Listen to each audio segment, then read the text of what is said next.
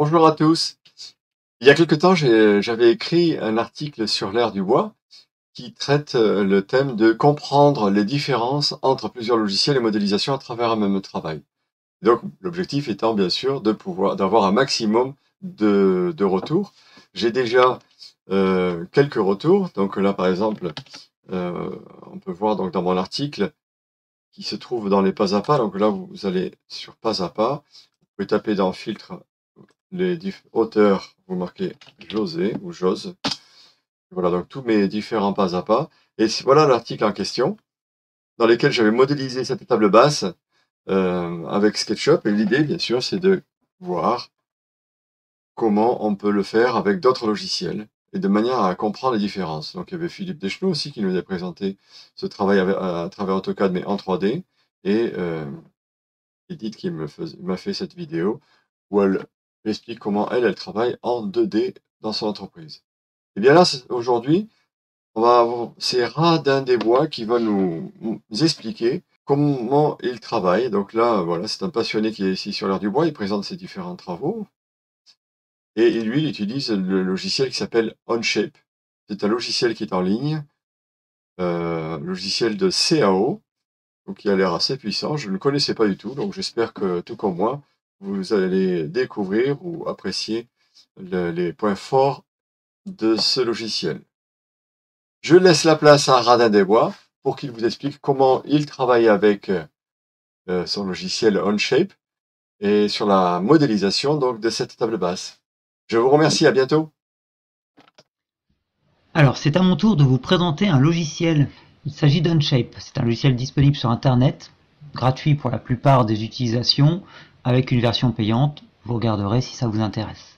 C'est un logiciel paramétrique et c'est un logiciel qui est très intéressant parce que disponible sur Internet, donc disponible n'importe où, à partir du moment où on a Internet et un ordinateur, mais aussi très contraignant parce que disponible sur Internet et donc disponible uniquement si on a Internet et si on a une bonne connexion et si on a suffisamment de mémoire et si on a un bon navigateur. Donc voilà, ça dépend, c'est assez contraignant même si le logiciel est vraiment très bien fait, je trouve. Moi je l'utilise parce que j'ai pas le choix. Voilà. Donc logiciel paramétrique, vous connaissez à peu près comment fonctionne le logiciel 3D. Nous avons un espace en 3 dimensions. On a un petit cube en haut à droite qui permet de se déplacer dans cet espace en 3 dimensions en cliquant sur les différents éléments du cube. Nous avons une barre d'outils en haut avec les différents outils qu'on peut utiliser dans cet espace. Un menu à gauche avec les différentes actions que l'on va effectuer dans l'ordre chronologique des actions, ordre important, et à gauche en bas la liste des éléments que l'on va créer au fur et à mesure.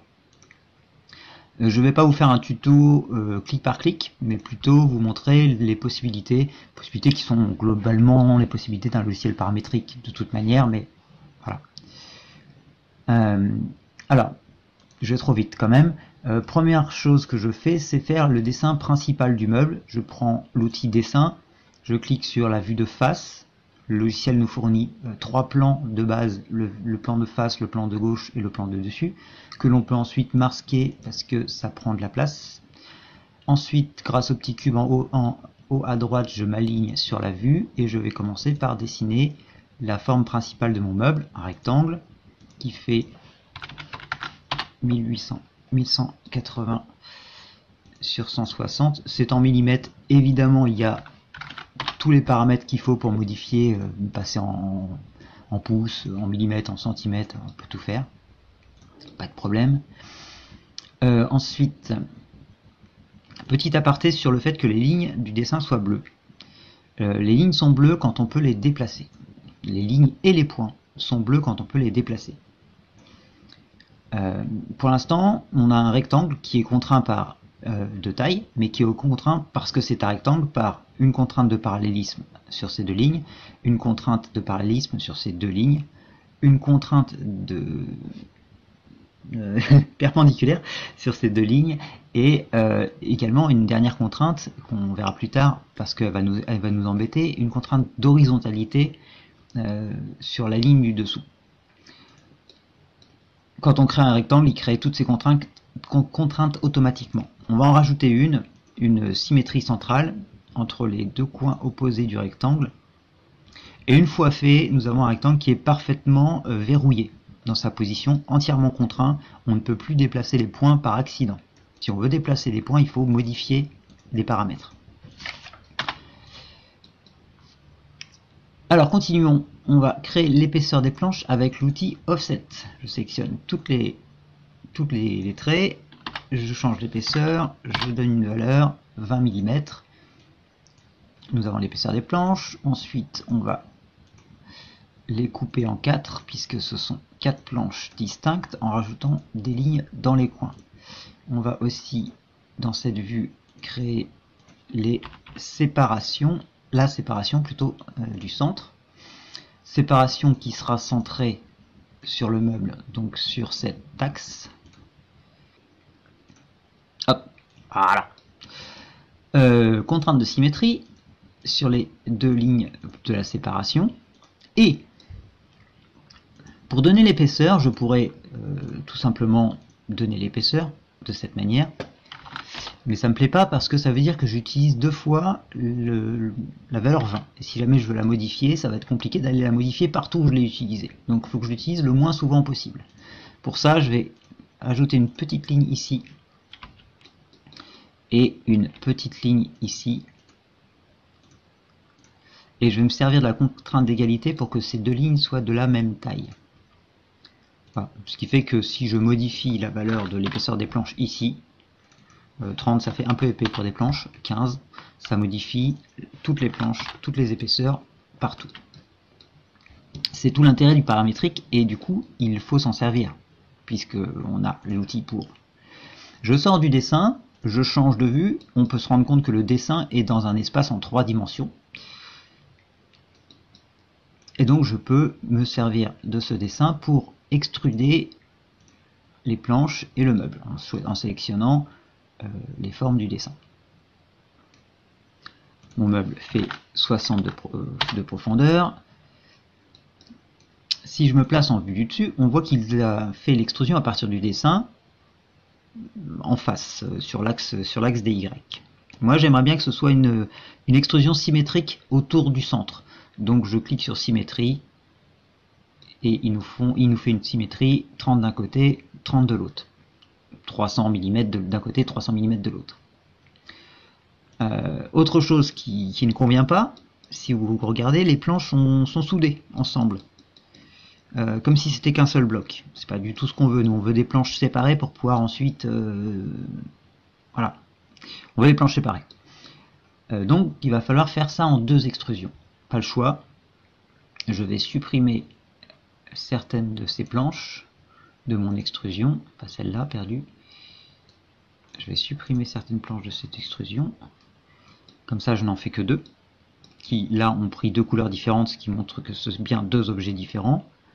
Et je recommence l'extrusion, mais cette fois-ci, en prenant les 3 autres planches. Tac et tac. Pour les dimensions de ces planches, je ne vais pas les réécrire. Attention, paramétrique, tout ça, on évite de réécrire 2 fois les mêmes dimensions. Donc je vais faire up to face, c'est-à-dire agrandir jusqu'à une face.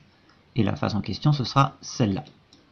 Et comme ça ne le fait que d'un côté, je vais créer une deuxième extrusion de l'autre côté. Up to face, jusqu'à celle-là. Ce qui me permet, si je devais modifier la profondeur de mon meuble, de le modifier que à un seul endroit dans Extrude. Je vais masquer mon dessin qui ne me sert plus à rien. Voici le corps du meuble. Je vais immédiatement renommer les parties. Ce sera beaucoup plus propre pour la suite.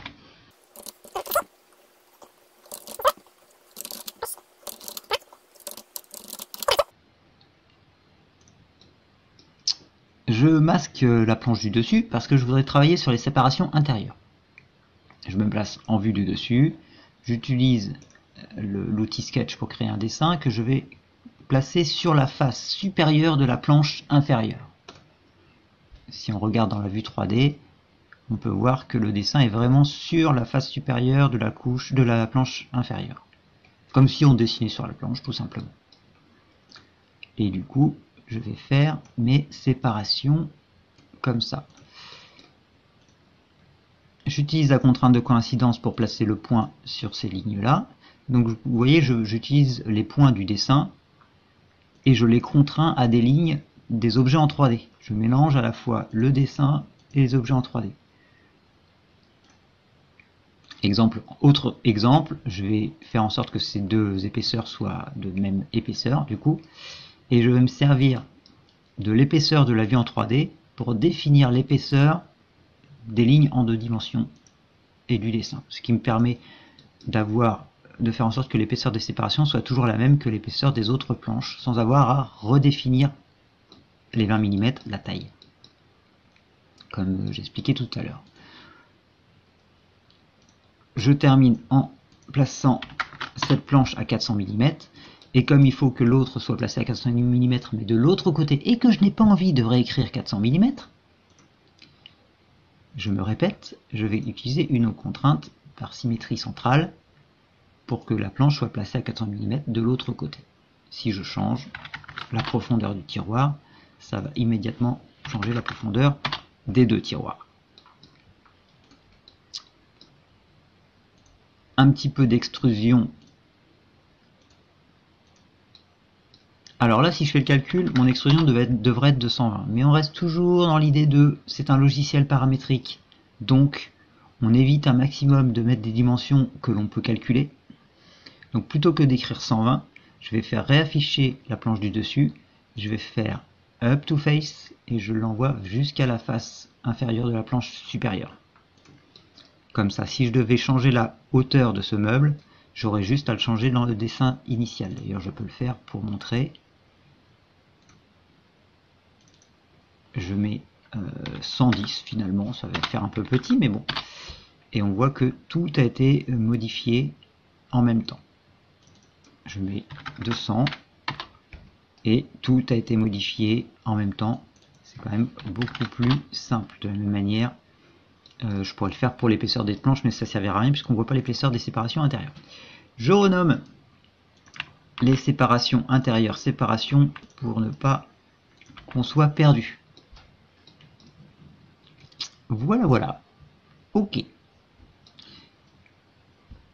Comme on a fait globalement la partie importante du meuble, on va créer un dossier dans les actions que l'on va nommer partie haute. Voilà. Et dans laquelle on va ranger toutes nos actions. Ça nous permettra d'y voir plus clair pour la suite. Et la suite, c'est les pieds. Pour les pieds, on commence par faire un dessin sur le dessous. Sur le dessous, je vais créer une ligne qui part en diagonale, comme ceci.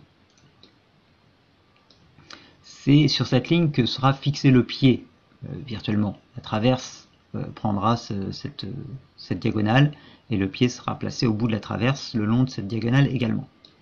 Je vais donc me servir de cette diagonale pour créer un plan. Les mêmes plans que ceux qu'on avait au départ. Et au départ, on a le plan vu du dessus, vu de face, vu de droite. On va faire le même genre de plan. Mais cette fois-ci, il ne sera pas aligné sur une des vues. Donc il faut qu'on le crée nous-mêmes. Et il sera aligné sur cette ligne-là. Donc c'est technique, on fait ligne-angle, la ligne, un angle. Et on a le plan qui s'aligne sur la ligne. Parfait. Et sur ce plan, on va pouvoir dessiner, faire un dessin, un sketch.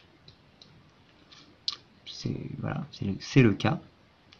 Pour plus de lisibilité, on va masquer le plan. Et pour que ce soit plus pratique, on va aligner la vue sur ce dessin. On ne peut pas utiliser le cube pour aligner la vue sur le dessin, puisque le dessin n'est pas aligné sur le cube. Donc on va cliquer droit sur le dessin et faire View Normal To, donc s'aligner sur le dessin, tout simplement. Je réouvre mon dessin et je vais grossièrement dessiner mon pied.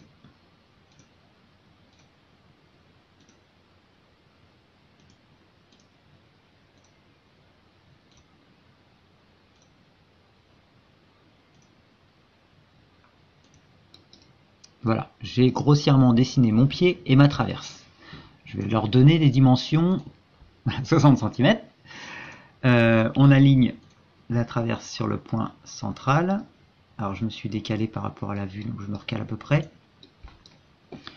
On sait que ici, on est censé avoir 10 cm, que le pied est censé être de 20. Ce n'est pas les mêmes 20 que tout à l'heure, donc je le laisse. On sait également, alors ça c'est une décision personnelle, mais je rajoute une ligne ici qui traverse le pied et je dis que cette ligne doit être à 45 degrés. Voilà, ça permet de choisir l'inclinaison. On connaît également la hauteur du pied, 240. On a mis toutes les dimensions qu'on avait et pourtant notre dessin est encore un petit peu bleu parce que notre pied n'est pas contraint en longueur. Alors on va le contraindre en longueur. Je vais me réaligner sur le dessin. Hop. Bizarrement, j'ai l'impression qu'il y a un souci. J'ai dû me tromper quelque part. Ah oui, c'est pas 140, c'est 240. Là, je préfère. Et donc, on va s'aligner sur le bord du meuble. Voilà, parfait. Maintenant, on n'a plus qu'à faire des jolies extrusions. Donc, extrusion du plié, par symétrie, 30 cm. Voilà. On va faire, on va créer l'angle sur les pieds. Donc pour ça, je vais faire disparaître la planche du dessus provisoirement, du dessous provisoirement plutôt. Ah,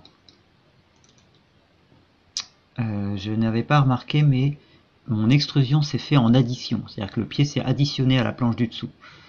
Il faut bien faire attention à ça et pour que les planches restent séparées les unes des autres, donc on fait new pour que le pied soit un nouvel objet.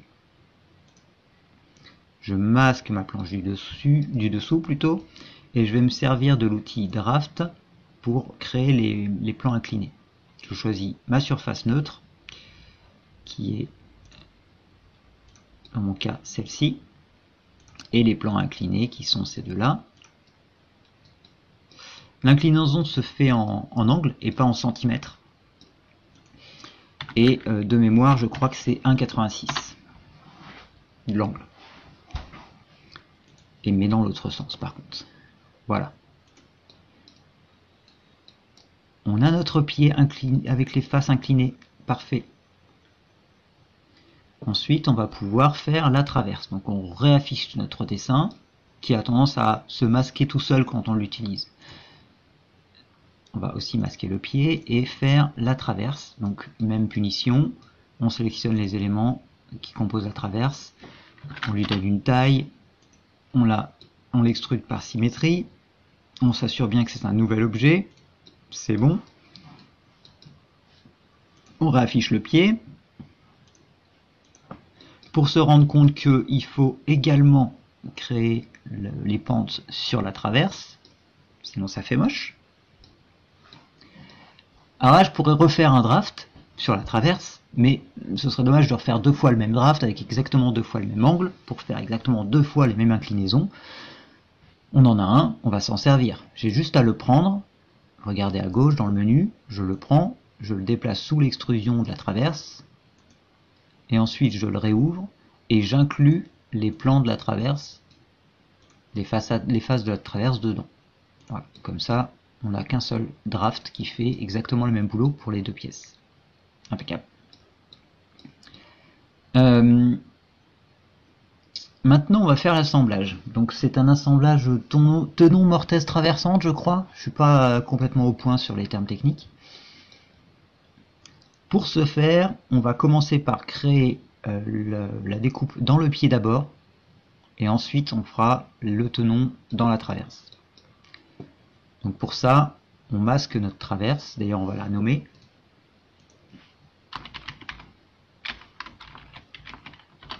Et on va nommer le pied également. On va masquer la traverse. On va masquer le pied aussi d'ailleurs, il nous embête. On va extruder la partie qui correspond aux deux, ce qui correspond à la découpe. C'est une extrusion de 10, le tiers de 30, symétriquement. par rapport à l'axe. Et au lieu de créer un objet qui nous sert à rien, on n'a pas besoin de cet objet, on va se servir de cette section pour faire une soustraction dans le pied. Voilà. Donc plutôt que d'extruder quelque chose en volume en plus, on extrude un trou. Et ici nous avons bien notre mortaise traversante, j'espère que je ne dis pas de conneries en disant ça. Dans le pied. Parfait. Je peux masquer mon dessin. Et maintenant réafficher ma traverse. Et pour créer le tenon, eh ben, on va faire tout simplement une opération booléenne. C'est-à-dire une soustraction entre deux volumes. L'outil qui sert à faire la soustraction, c'est le pied. La cible de la soustraction, c'est la traverse. Et par défaut, le logiciel va avoir tendance à supprimer l'outil. Nous, on veut le garder, donc on lui dit garde l'outil. Et voilà, nous avons notre assemblage tenon, mortaise, impeccable. Impeccable, peut-être pas. Peut-être pas, peut-être pas. Je me dis que mon instinct me dit qu'il y a un souci. Mon instinct est le fait que j'ai déjà modélisé ce meuble plusieurs fois pour préparer la vidéo. Et oui, le pied dépasse. Ah, le pied dépasse. Le pied dépasse parce qu'on l'a aligné sur le coin du meuble, mais on l'a aligné sur une vue de biais par rapport au meuble. On était de biais. Donc il est effectivement bien aligné selon cet axe. Mais du coup, moi personnellement, ça m'arrange pas parce que ça nous fait un pied qui dépasse un peu du meuble. Et ça, bah, c'est gênant, je trouve. Je trouve que c'est gênant. Donc pour éviter ça, on va revenir un petit peu en arrière dans le temps. On va revenir au dessin que l'on a fait sur le dessous du meuble, celui-ci, où il y avait simplement une ligne dont on s'est servi pour positionner le plan. Et on va dessiner l'empreinte du pied ici, de façon à ce qu'elle soit pile au bord du meuble sans dépasser. Donc on va commencer par faire un rectangle. Je vous ai déjà expliqué que le rectangle avait déjà des contraintes préétablies, et notamment l'une de ces contraintes, c'est celle-là, qui oblige le rectangle à être horizontal par rapport à la vue. Et ça, ça ne nous intéresse pas, nous on veut un rectangle qui soit parallèle à cette ligne. On supprime la contrainte pour en créer une nouvelle. Voilà. Notre pied fait de base 30 d'épaisseur, 20 de large. De base, il est symétrique par rapport à cette ligne-là. Mais il subit une petite réduction que l'on va simuler avec ces deux lignes. Et selon les plans, cette réduction est de 7 mm. Donc 7 mm avec cette symétrie. Ce qui nous permet d'avoir, je vais placer ces deux lignes là en pointillé parce qu'elles ne nous intéressent pas, ce qui nous permet d'avoir ici au centre l'empreinte du pied que l'on va positionner de telle manière à ce qu'il ne déborde pas du meuble. Voilà. On valide. Et à quoi va nous servir ce dessin? Bon, on le réaffiche, on se place dans la vue du pied, et on va pouvoir se servir des points alors, qui sont très peu visibles, mais qui sont présentes ici. Si je vais masquer ça et ça. On va pouvoir se servir de ces points-là pour aligner le pied. Pour l'instant, le pied il est aligné sur le coin du meuble. On voit le point, on voit que les deux points s'affichent en orange, ce point-là et ce point-là. Vous voyez, ça ne veut pas rester. On va supprimer cette contrainte et la recréer, mais cette fois-ci, ce sera le bout du pied sera aligné sur le point qui correspond à notre empreinte ici. Voilà. L'avantage de faire paramétrique, c'est que du coup, on peut revenir toujours sur ce qu'on a fait avant, modifier, et ça impacte la totalité des actions qui ont été faites après. Parfois en créant des bugs, mais on va dire qu'en la majorité du temps, ça se passe plutôt bien. On peut masquer cette empreinte qui ne sert plus à rien, le pied ne déborde plus du meuble. On est pas mal, sauf qu'on n'en a qu'un et qu'il en faut 4, donc on enchaîne. Alors avant d'enchaîner, je vais rajouter un petit dossier pied dans lequel je vais mettre toutes ces actions. Voilà, donc on a les actions pour faire la partie haute et le pied. On peut fermer. Et maintenant, on va créer un autre dossier qui va s'appeler pied, mais avec un S, parce que on va faire toutes les actions qui correspondent à avoir plusieurs pieds. À commencer par un miroir. Un miroir de ces deux pièces-là, selon ce plan-là. Super. Et ensuite, une opération booléenne, mais cette fois-ci d'union entre les deux morceaux de la traverse pour n'en faire qu'une. Voilà, on a notre traverse. Et ensuite, encore une fois, un miroir de les deux pieds plus la traverse. Et cette fois-ci, le plan, c'est le plan, la face, le plan frontal. On va récupérer le plan qui existe déjà, en le sélectionnant ici par exemple. Voilà. Hop, on a nos 4 pieds, c'est parfait, enfin presque, parce que il faut encore régler le problème de l'assemblage à mi-bois entre les deux traverses. Il y a plusieurs solutions, mais je vais utiliser la même solution qui a déjà été utilisée dans la vidéo AutoCAD. Parce que ça marche bien. Donc, opération booléenne entre les deux traverses, avec une opération d'intersection. On n'oublie pas de garder les outils, de garder les traverses du coup, que l'on peut quand même masquer. D'ailleurs, j'ai pas renommé cette traverse là.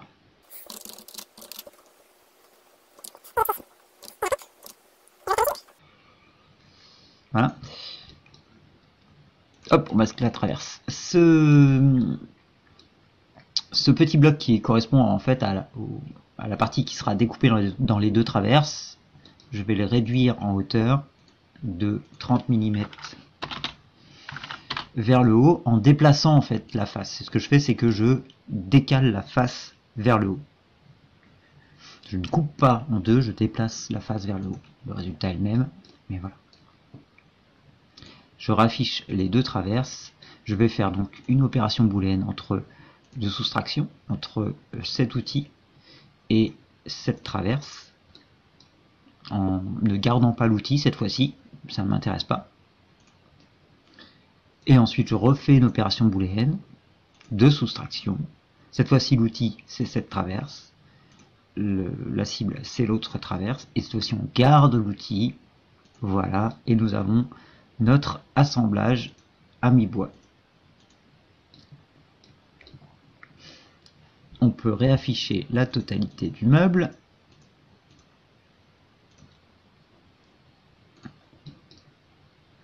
Et voilà. Pam pam pam. On va pouvoir passer à l'étape suivante qui est en fait la façade. Petit dossier, façade. Mieux on est organisé, mieux ça marche. Cette fois-ci pour la façade, on recommence à faire un dessin que l'on va placer sur la tranche d'une des planches ici, par exemple celle du dessous. On a notre dessin, on s'aligne le long du dessin, on crée notre petit carré ici qui fait 40. C'est un carré donc contrainte d'égalité sur les côtés. Voilà. Très bien. Ce carré, on va juste l'extruder. Alors, je sais plus combien, mais on va mettre 10. J'inverse pour qu'il s'extrude vers l'intérieur. Voilà. Je masque un petit peu les planches qui pourraient nous gêner dans notre travail. Là, il va falloir qu'on fasse le plan incliné devant. Donc pour ça, plan incliné, c'est draft. Le plan neutre, c'est celui-là. Et le plan à incliner, la face inclinée, c'est celle-ci. Et l'angle d'inclinaison, croyez-moi sur parole, c'est 8,53. Vous me croyez sur parole, n'est-ce pas? Non? Vous ne me croyez pas sur parole? Bon réflexe. C'est ça qui est important. Très bien. Comment j'ai fait pour trouver cet angle? Je sais que, d'après ce que j'ai cru comprendre, il fallait décaler cette ligne de 6 mm pour obtenir le décalage de la face. Alors, comment j'ai fait pour calculer l'angle? J'ai fait un dessin sur la vue du dessus. J'ai dessiné cette arête. J'ai dessiné une nouvelle arête ici. J'ai ici placé une taille de 6 mm. Et ensuite, je vais simplement mesurer l'angle de cette manière. Vous pouvez voir que cette dimension-là est en noir, alors que cette dimension-là est en gris. Pourquoi? Parce que ça, c'est pas une dimension qui contraint le dessin, c'est une information. Cette dimension-là n'est qu'informative, elle ne contraint pas.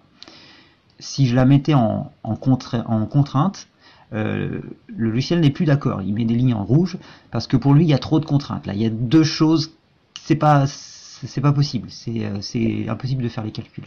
Donc là, j'ai l'angle 8,531, c'est un peu trop précis à mon goût.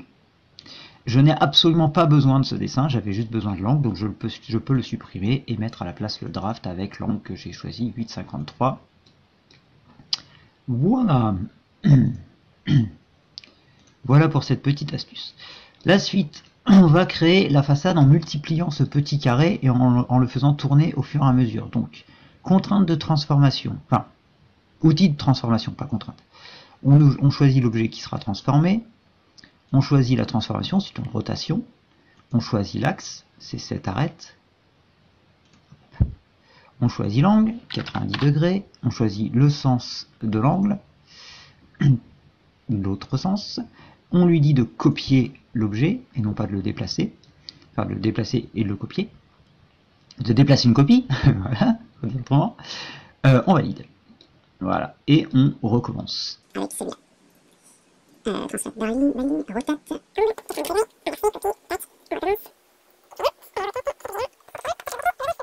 Voilà. Maintenant, on utilise la fonction linéaire pattern pour créer un pattern linéaire. On sélectionne nos 4 petits cubes. On sélectionne la direction vers laquelle ils seront multipliés. On sélectionne la distance qui est de 40 x 4. On sélectionne le nombre d'instances. On choisit le nombre d'instances. On choisit une deuxième direction. On va choisir cet axe-là vers le bas. Enfin, on va choisir cette direction. Attention, on ne veut pas confondre sans ces directions. On choisit la distance. On choisit le nombre d'instances. Et on choisit le sens. Et voilà. Et là, on est bon. Alors, on est bon, sauf que vous avez vu que... Alors déjà, ça déborde, donc il va falloir faire quelque chose pour ça. Et aussi, les cubes sont alignés avec le même angle. Dans le design original, chaque ligne est décalée de 1 puis de 2. Celle-là décalée de 0, celle-là décalée de 1 vers la gauche, celle-là décalée de 2 vers la gauche. Alors, on pourrait le faire en faisant des transformes et puis en les décalant. Mais on va le faire en utilisant linéaire pattern. On ne va pas rajouter une autre fonction, on va juste utiliser linéaire pattern parce que c'est rigolo. Parce que ce qu'on va pouvoir faire, c'est choisir la deuxième direction, plutôt que de choisir une ligne verticale, on va choisir une ligne à 45 degrés, en servant du bord du meuble là. Sauf que du coup la distance n'est pas bonne. Il suffit de modifier la distance, ça doit être un truc du genre 56, quelque chose comme ça, je suppose. Ouais, c'est pas très précis ça. Non, c'est pas très précis, on doit pouvoir faire plus précis. En fait, c'est quoi cette distance? Eh ben, on va faire appel à Pythagore, voilà. Racine carrée 2. Et oui, ça existe. On peut le faire. On peut faire des racines carrées directement dans les champs de dimension. Et ça, eh ben ça, c'est vachement bien. 40 fois 40 plus 40 fois 40. Et voilà. On a notre décalage à 45 degrés. Je supprime les morceaux qui sont de trop. Et on a notre façade.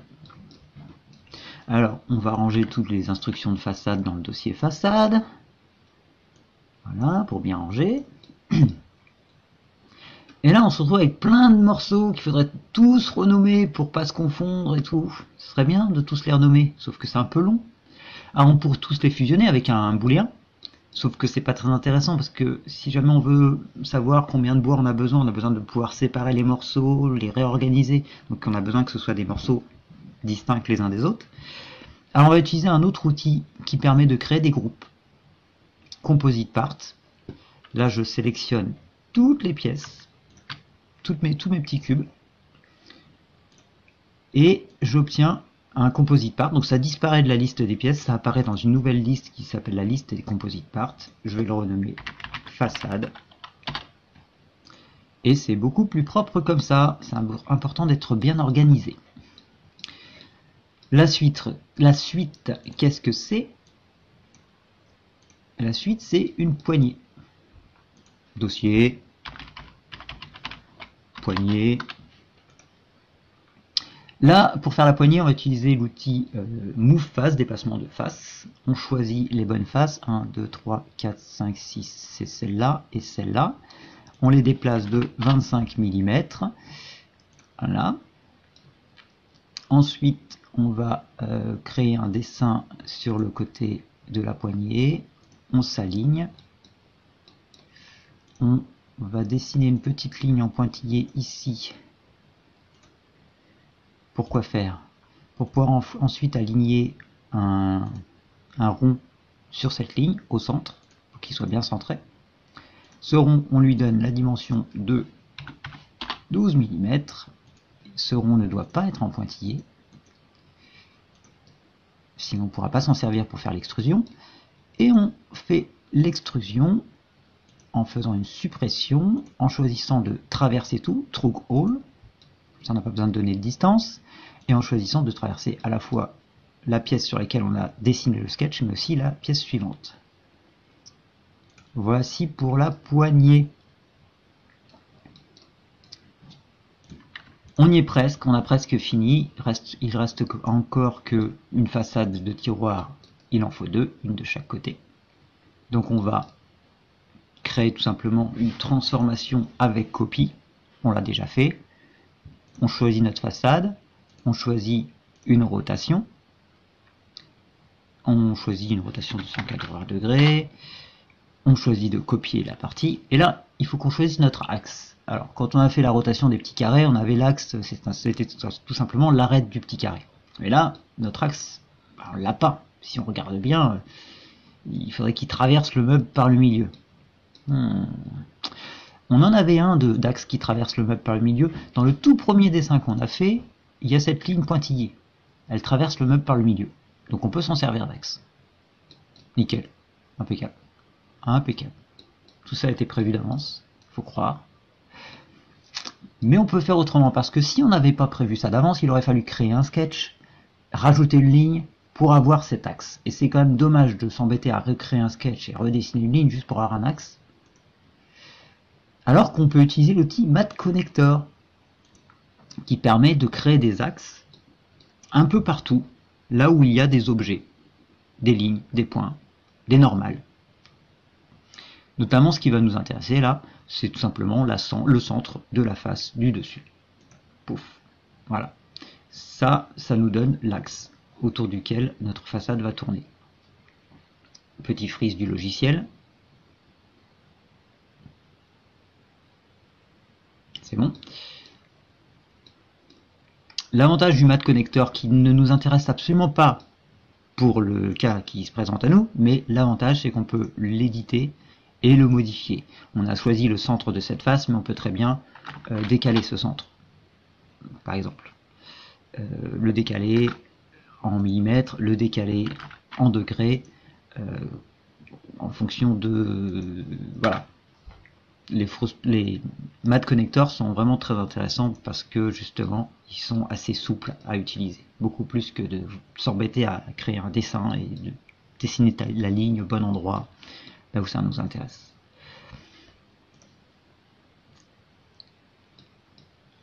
Nous avons donc un deuxième composite part que l'on va appeler façade aussi, et le meuble est officiellement terminé. Félicitations, bravo, merci d'avoir participé.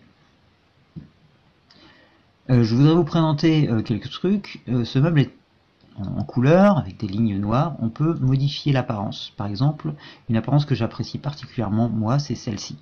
C'est-à-dire ligne noire et ligne claire pour tout ce qui est arête invisible. Très pratique pour montrer les assemblages à l'intérieur du meuble. Bon, là, il se trouve qu'il y a beaucoup d'éléments, donc c'est un peu le bordel, mais c'est assez pratique. Il y en a d'autres, je vous laisserai les découvrir si cela vous intéresse. On a évidemment la possibilité de faire des sections, sauf que là, pour une raison que j'ignore, ça bug en fait. Alors, on peut faire la section, mais la hachure ne se positionne pas correctement. J'imagine que c'est un bug provisoire, ou peut-être que ça ne vient que de mon ordinateur. On va passer à l'étape suivante qui est l'outil de dessin de plan. Donc c'est une partie que je vous ai pas expliqué, mais en fait ce que je vous ai montré là, ce n'est qu'une partie du logiciel. Si on clique là-dessus, on peut voir un nouveau menu apparaître à gauche, et ce nouveau menu est rempli de meubles, preuve que j'ai dû faire plusieurs essais. Et notamment, il y a d'autres choses que des meubles, il y a des dessins, drawing. Il y a également quelque chose qui s'appelle assembly, qu'on verra plus tard. Donc drawing, c'est le plan. On peut utiliser le petit plus qu'il y a en bas ici pour créer un plan. De base, le logiciel nous propose des plans qui respectent les normes ISO. On a le format A3, le format A4, et quelque chose me dit qu'on doit pouvoir en importer, en créer d'une manière ou d'une autre. Moi personnellement je n'y connais et pratiquement rien. J'ai fait ça il y a longtemps au lycée, mais voilà, en général je m'en sers juste pour imprimer les cotes très rapidement, pas pour faire du travail de professionnel. Donc on va prendre un format 3, et là il nous demande quelle pièce on veut dessiner. Donc on choisit. Alors on peut choisir des pièces séparément. On peut choisir de dessiner uniquement le pied par exemple. On peut choisir de dessiner le meuble entier. Donc voilà, c'est ce que je vais faire là. Je vais faire une vue du meuble entier. Donc là on est sur la vue de face. Très bien. Elle est un peu petite, mais bon, c'est pas grave. Je vais faire plusieurs vues comme ça. Vue de face. Si j'ai ma vue de face sélectionnée, je peux me déplacer pour placer une autre vue de côté. Je peux resélectionner la vue de face pour placer une vue de dessus, et je peux sélectionner ma vue de face et me placer en diagonale pour créer une vue voilà, en perspective isométrique. Évidemment, sur ces vues, on va pouvoir faire tout ce qu'on peut faire dans un logiciel de dessin de plan classique, donner des dimensions.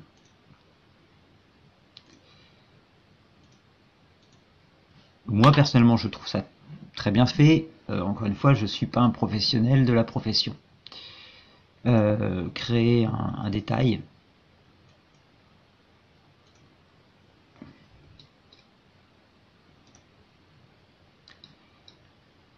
Voilà. On peut également importer non pas le meuble entier mais uniquement un pied. Alors le pied ça va pas m'arranger parce que je vais vous montrer le problème que j'ai, mais c'est parce que je ne sais pas le régler. Le pied.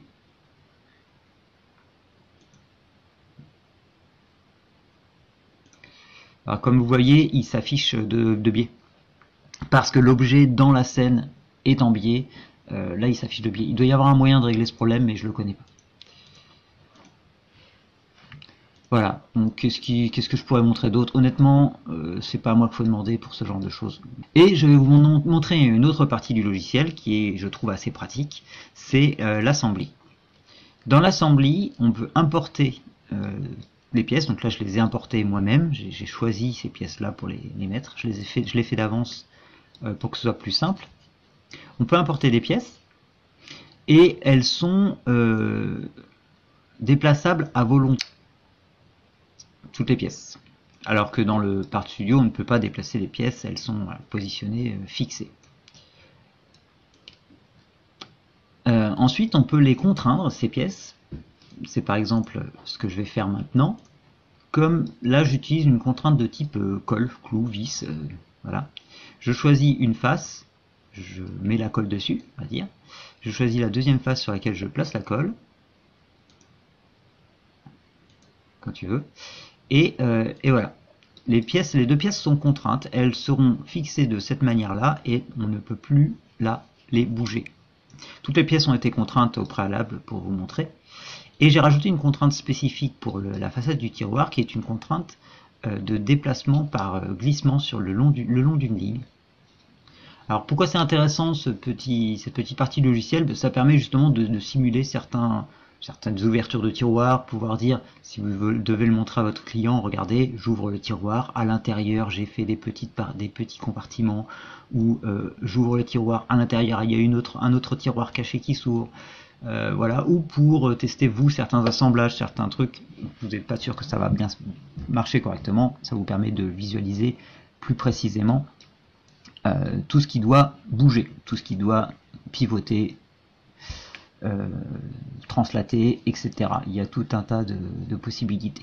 On peut également utiliser l'assembly, même si c'est vraiment pas fait pour ça et que ce n'est vraiment pas pratique du tout. On peut utiliser l'assembly pour essayer de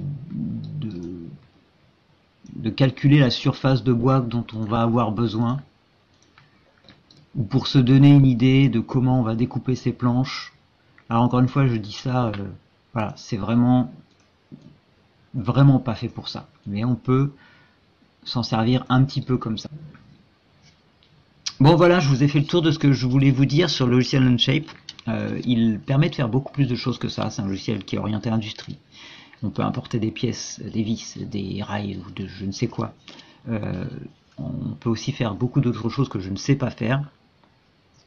N'hésitez pas à l'utiliser parce que pour le coup, il suffit d'une inscription et c'est vraiment disponible n'importe où. Et il y a des tas de tutos sur le site internet qui vous permettra d'apprendre à l'utiliser. J'espère ne pas avoir été trop long, j'espère ne pas avoir été trop saoulant et avoir été suffisamment clair. Je vous remercie de m'avoir écouté.